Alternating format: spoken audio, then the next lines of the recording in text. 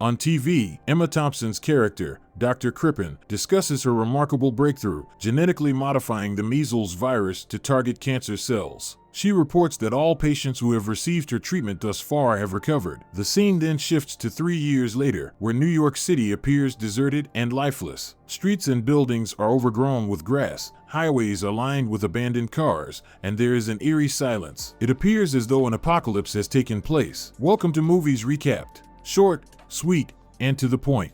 Don't forget to like, share, and subscribe. Will Smith's character, Robert Neville, drives through a deserted city with his dog Sam. A group of deer suddenly appears, and he gives chase in his car, attempting to hunt them down. However, when they split up and run down a road blocked with abandoned cars, Neville continues the hunt on foot, determined to catch one of the deer. Just as he has the deer in his sights, a lion that presumably escaped from the nearby NYC zoo beats him to the kill. Now faced with the dilemma of whether to shoot the lion and its family or leave the deer to them, Neville's watch alarm goes off, prompting him to leave with Sam. When Neville arrives home, we see that it's a typical American detached house that appears to be in the midst of a war zone. He and Sam have a seemingly normal evening, eating processed food and watching TV. After taking a bath, Neville secures every door and window with massive steel shutters and sleeps with Sam in a bathtub, rifle in hand. The sounds of screaming can be heard outside the home throughout the night. In his dreams, Robert Neville imagines his wife Zoe, played by Sally Richardson Whitfield, their child Marley, played by Willow Smith, and a young Sam attempting to leave New York. In the dream, Neville is dressed in military uniform, and he makes the decision to stay behind on his own in order to try to stop the virus, as he is a military doctor. To Marley, they tell her they're going on holiday. The dream is abruptly cut short as Neville awakens, once again facing the harsh reality of his solitary existence. In his fortress-like home, Robert Neville exercises and then heads down to the basement where he keeps a small but advanced laboratory. Inside, he's been working tirelessly on a vaccine for the virus that has devastated humanity. After running hundreds of tests, he finally finds a promising compound,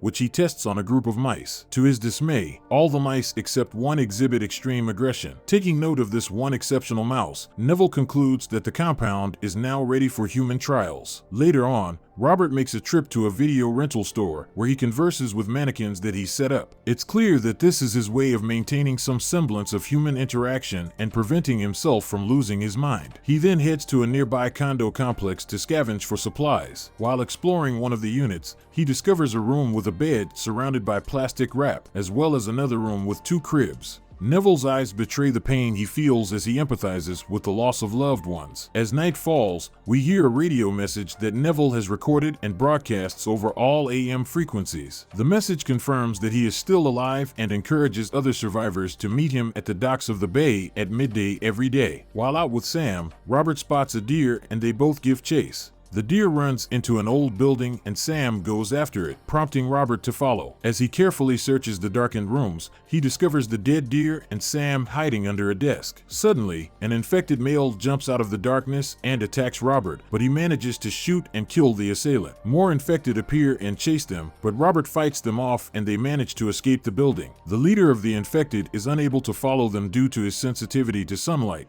retreating back to the safety of the darkness while screaming at Neville. Later, Robert sets a trap to catch one of the infected, and he's successful in capturing a female, played by Joanna Numata. He takes her back to his lab and administers the vaccine that had previously made the mouse less aggressive, but unfortunately, it fails and the woman flatlines. Neville revives her with an adrenaline shot and continues his work to find a cure, determined to adapt his serums in the hopes of saving humanity. During the night, Robert Neville is plagued by more memories of the past when his wife and child attempted to flee New York during the chaotic evacuation. He relives the panic and terror that gripped the city as its citizens desperately tried to escape before the infected took over. The memories weigh heavily on Neville's mind, and he awakens with a sorrowful expression on his face. The next morning, Robert Neville realizes it's his birthday. As he heads to the video store, he notices that his mannequins have been moved. Unbeknownst to him, the infected have set a trap for him, and he's caught in it and rendered unconscious. When he wakes up, he finds himself badly injured and hanging upside down, with Sam waiting faithfully by his side. Neville manages to free himself, but in the process, he falls on his knife and impales his leg. To make matters worse, the infected leader appears with a pack of infected dogs, who attack Robert. Sam valiantly defends him, but she ends up being bitten in the process. Neville crawls back to his car and retrieves a pistol, shooting the infected dogs dead. He brings Sam home and attempts to treat her with an experimental vaccine, but it proves to be unsuccessful as she begins to exhibit strange and dangerous behavior. With tears streaming down his face,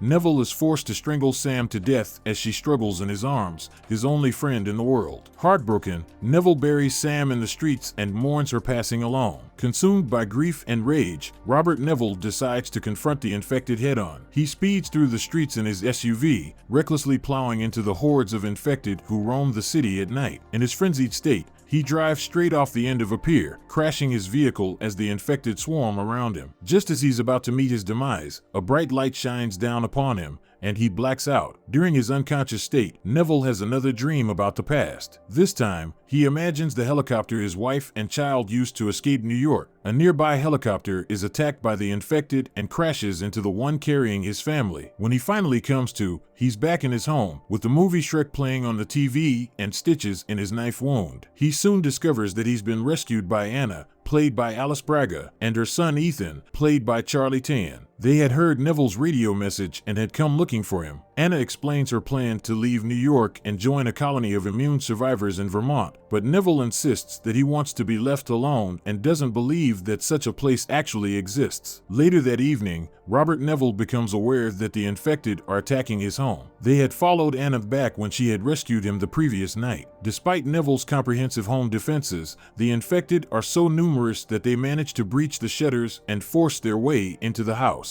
Neville, Anna, and Ethan quickly retreat to the basement lab, hoping to find safety there. Amidst the chaos of the fight, Robert Neville realizes that the infected female he had captured earlier and tested the virus vaccine on has reverted back to her human form. In a moment of quick thinking, he manages to take a sample of her blood in a syringe and gives it to Anna, urging her to escape through a small trapdoor with Ethan. Knowing that he has little chance of survival, Neville chooses to stay back and fight the infected, determined to take as many of them down with him as possible. He goes out with a bang, detonating explosives that obliterate both himself and the infected, including the vicious alpha male who had made it his personal mission to hunt Neville down. Anna and Ethan eventually arrive at a strange place in the middle of the countryside. The road is blocked by a castle-like wall and a steel door, but beyond it lies a community of human survivors who have managed to fortify themselves against the infected. Anna hands over the syringe containing the antidote to the community's leader, hoping that it can be used to help others who are still struggling to survive. In a voiceover, Anna reflects on the legend that Robert Neville has become,